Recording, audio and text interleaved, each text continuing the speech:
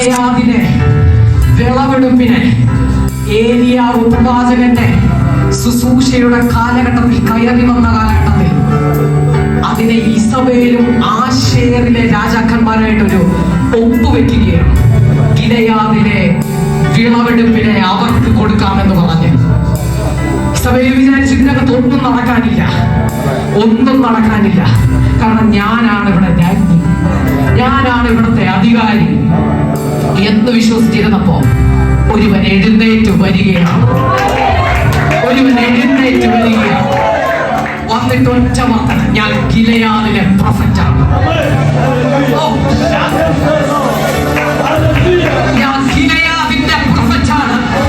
നീ ആരും വരത്തില്ലെന്ന് വിശ്വസിച്ചതിനെ എഴുതി കൊടുത്തിട്ടുണ്ട്.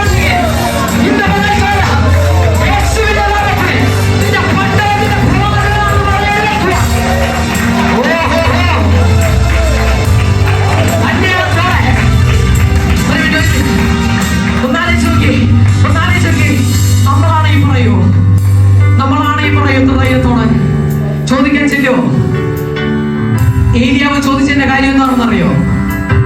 ഇവന് നന്നായിട്ട് അറിയാം, ഇവളുടെ അധികാരത്തിന്റെ പുറത്തല്ല ഞാൻ എഴുന്നേറ്റ് വന്നത്, ഇവളല്ല എന്നെ എഴുന്നേൽപ്പിച്ചത്.